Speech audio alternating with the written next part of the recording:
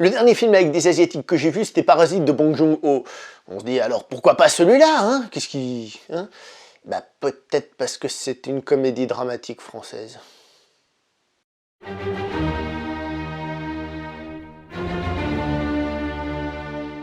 Bonjour à vous les cinéphiles et bienvenue pour cette nouvelle critique en post-projection. Il va être aujourd'hui question de Made in China, un film français tourné vers la communauté chinoise. Je reviens là-dessus tout de suite après parce que je suis un petit peu perdu à ce niveau-là et je pense que ça mérite une petite réflexion et surtout un coup de main que vous alliez me donner si vous parlez évidemment ces langues-là.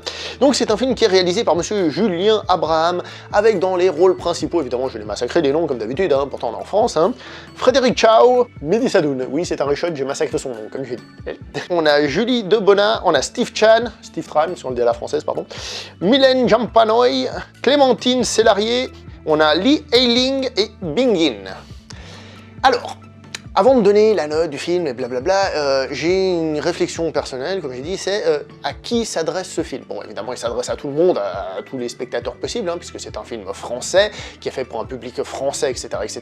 Mais c'est surtout, quelle communauté on essaye de nous dépeindre, quelle communauté, entre guillemets, on défend. C'est la question que je me pose, parce que on dit communauté, allez, asiatique. Mais l'Asie, c'est très grand, hein. Je rappelle qu'en Asie, il y a certes la Chine, le Japon, la Corée, enfin tout ça, hein. Mais on a aussi, je sais pas moi, l'Iran, par exemple, hein, une grande partie de la Turquie, hein, ça c'est aussi l'Asie. Donc la communauté asiatique, hein, même les Indiens, hein, pour prendre un truc de plus là-bas, hein, et je veux dire, voilà. Même si vous prenez des Laotiens ou des Thaïlandais qui sont pourtant, on va dire, bridés, ils ont déjà la plupart la peau plus mate, hein. Donc, quelle communauté asiatique? Bon, bah, on va dire qu'on est chez les Chinois. Mais encore une fois, je suis pas totalement convaincu, hein. Je vous explique pourquoi. Je suis pas un expert, j'ai rien reconnu au niveau de la langue et tout ça, je parle pas ces langues-là, je suis désolé. Mais si on prend déjà le fait que le film vient d'une idée de Frédéric Chow, qui a participé aussi à l'écriture du scénario, des dialogues, Frédéric Chow, il vient de Ho Chi Minh Ville. C'est donc Saigon, c'est donc au Vietnam, donc il est vietnamien. Si je prends un des noms facilement reconnaissables, Steve Tran, Tran c'est un nom vietnamien, donc encore une fois vietnamien. Maintenant, au bout d'un moment dans le film, le père dit à un moment donné, pour quitter le pays, on a marché jusqu'à Saigon. Saigon, Ho Chi Minh Ville, Vietnam. À un moment donné, il parle de la fête du Nouvel An et il dit la fête du Tet. Alors, peut-être qu'en chinois, en mandarin ou dans une autre langue chinoise, on dit aussi le Nouvel An de la même manière, c'est pas impossible, hein. Je rappelle que malgré que ce soit des pays différents, bah, des fois il y a quand même des mots qui se ressemblent, hein, d'un pays à l'autre, hein. Moi je sais que le Tet c'est la fête, c'est la fête du Nouvel An, c'est la fête du Nouvel An vietnamien, tu vois. Donc, est-ce que on est face à des Vietnamiens en fait? D'ailleurs, historiquement, ce serait logique, puisque je rappelle quand même que le Vietnam et la France, ils ont un passé commun, hein, je sais pas moi, l'Indochine et compagnie, donc c'est logique. D'ailleurs, personnellement, la plupart des Asiatiques que j'ai connus en France, bah, c'était quand même des Vietnamiens. J'ai connu des Chinois, des Japonais et tout ça, mais c'était surtout des Vietnamiens, c'est logique, tu vois. D'ailleurs, quand tu vas dans le 13e, puisque ce film se passe beaucoup dans le 13e, moi j'y suis allé une fois dans ma vie seulement, déjà parce que j'habite pas à Paris, hein, et là-bas, bah oui, tu vois les restaurants et tu vois que ce sont des restaurants vietnamiens, quoi. La plupart du moins. Après, peut-être qu'il y a un petit mélange de trucs et de machins. Donc, en gros, je suis un petit peu largué, ne parlant pas la langue, je sais pas exactement quelle langue il parle, n'étant pas un expert dans les différences culturelles entre, par exemple, la Chine et le Vietnam, je suis un petit peu largué à ce niveau-là. Alors, si on me dit Japon, Chine ou Corée, j'arrive plus ou moins à faire la différence, parce que j'ai vu beaucoup de films de ces trois pays, surtout des films en costume, donc j'arrive, par exemple, même avec des trucs un peu plus traditionnels, un peu à les différencier, pas partout, évidemment, mais j'arrive généralement à le faire. Chine, Vietnam, je suis un petit peu plus largué, et donc, je sais pas, mais je pense... J'ai donc l'intuition qu'on est plus dans la communauté vietnamienne.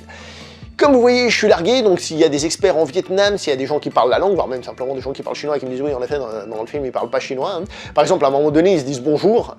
J'ai essayé de chercher comment on disait bonjour en vietnamien et j'ai pas réussi à trouver un mot qui correspondait. Bon, après, je sais qu'entre l'écrit et la prononciation, il y a un monde, et je suis un petit peu largué. Donc j'ai besoin de votre aide, s'il vous plaît, pour que vous me disiez, est-ce que ça parle des Asiatiques, hein, je veux dire... On fait un blougi-boulga de tout ce qui est un peu asiatique là-dedans, on met du chinois, du vietnamien, du coréen, on mélange tout ça, puis on fait tiens voilà, c'est l'Asie pour le français de base, hein, tiens, mange l'Asie, hein. Est-ce que c'est quelque chose qui se veut en fait très précis sur le Vietnam, mais qui en fait, bah, comme c'est pour le français, on appelle ça des Chinois, puis voilà, hein, tu vois, au sens large, tu vois, c'est Chinatown, c'est le quartier chinois, je sais pas, je compte sur vous. Bref, à part ça, on va commencer à parler du film en lui-même, même si en fait là j'ai déjà dit pas mal de trucs d'une certaine manière. Et je vais être honnête avec vous sur mon ressenti, j'ai trouvé que ce film c'était pas terrible du tout, c'était même très mauvais en ce qui me concerne, hein. C'était pas bon, pas bon, pas bon. Alors, on va continuer à parler du scénario, puisqu'on a déjà commencé. Le film aborde quelque chose de plutôt intéressant et qui parlera beaucoup aux immigrés de tous les pays, c'est à quel point on se sent proche de sa communauté d'origine. Et généralement, il y a plusieurs types de comportements.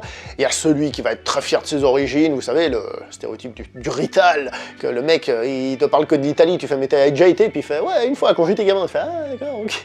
D'accord. Bon, je stéréotype évidemment, hein, mais c'est un peu le gros stéréotype, d'accord. Il y a celui qui au contraire va avoir tendance un peu à renier, ou peut-être de la première ou deuxième génération, genre ouais bon écoute, je connais, mais bon, moi c'est pas ça, j'habite en France, arrête de me casser les bonbons. Et il y a une autre, c'est, on est d'abord, entre guillemets, normal, français, puis à un moment donné, on se dit, tiens, j'ai envie de connaître un peu plus mes origines, d'où je viens, etc., etc.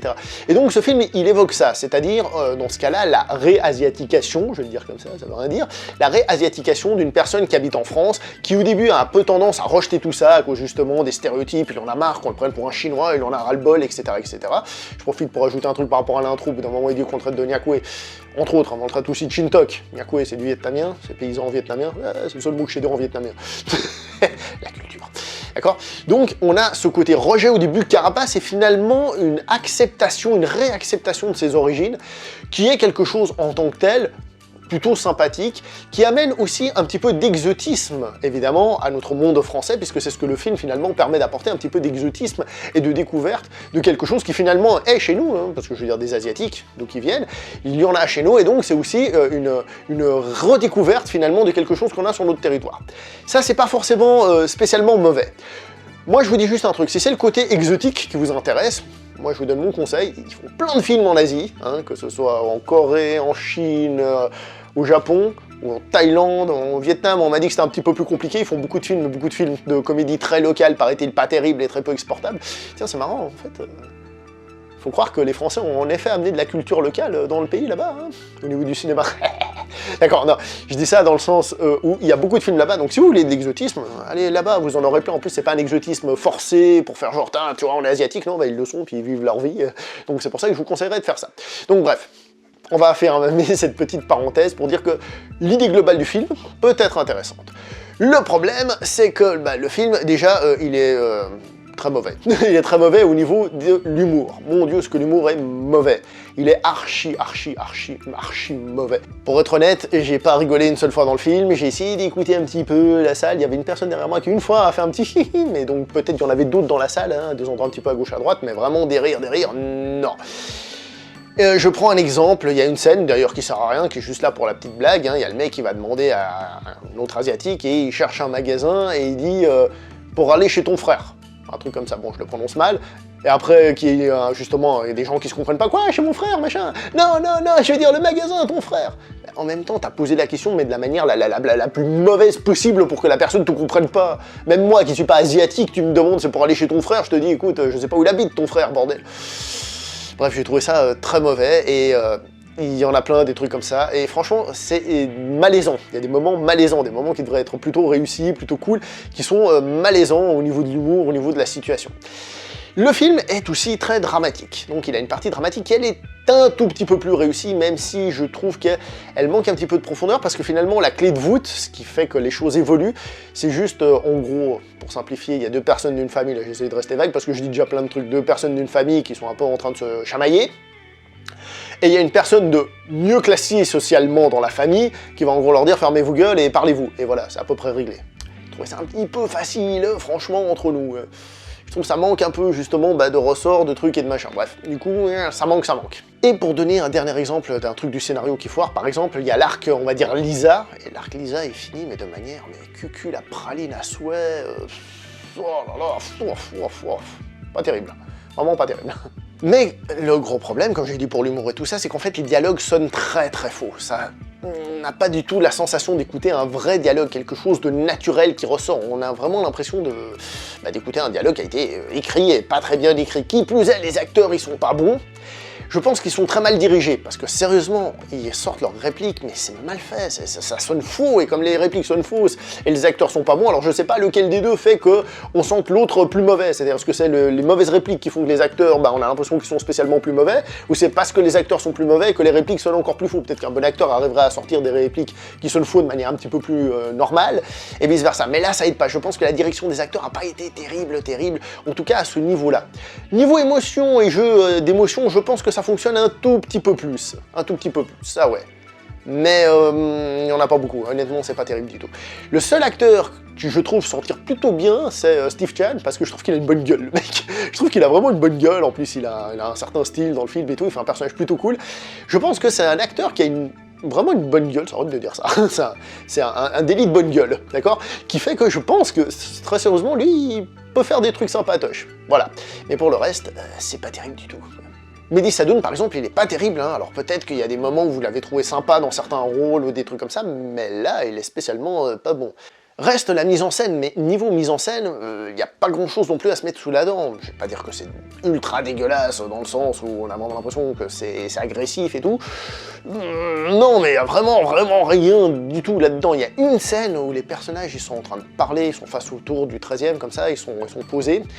Et il y a un truc un peu bizarre, c'est en fait, c'est un échange, hein, et on a un classique chant contre chant, sauf qu'à un moment donné, on arrête le chant contre chant pour rester sur un des personnages, d'accord? Donc il parle, l'autre répond, lui il répond à nouveau, l'autre répond, et puis je crois il y a genre 3-4 répliques du même personnage où il s'arrête pour écouter l'autre, et la caméra bouge pas, elle reste sur lui. Ça donne une sensation vraiment bizarre, bizarre. Si c'était un film qui était construit comme ça, c'est-à-dire un peu bizarre, avec un style qui développait quelque chose, on pourrait trouver dans ce genre de plan quelque chose vraiment d'intéressant, de développé, on se dit ah tiens le film il a un style, mais là c'est une scène comme ça, perdue nulle part, on se dit juste que c'est mal fait quoi, c'est juste que c'est mal fait. Et voilà quoi, il n'y a pas grand chose de plus. Donc vous l'aurez compris, c'est un film qui pour moi tout simplement raté à mes yeux, il n'y a rien qui fonctionne à aucun niveau, hélas. Le seul intérêt du film, la seule chose qui lui permet d'exister, comme j'ai dit, c'est de mettre en avant une communauté qu'on met peut-être moins en avant que d'autres, qui habite en France, quelle communauté exactement, je compte sur vous comme j'ai dit, mais de mettre en avant cette autre communauté, cet autre visage de la France qui existe aussi, et pour ça, on va dire, c'est ce qui lui donne une raison d'exister. Pour le reste, je suis pas fan du tout, quoi. Je suis vraiment désolé, je suis pas fan du tout. Bon. Moi, je vais aller me regarder un petit film de Zhang Yimou, là, un chinois de Chine. Et à part ça, je m'arrête là pour cette vidéo. On se voit prochainement pour une prochaine vidéo. Likez, commentez, partagez. Ciao tout le monde, portez-vous bien.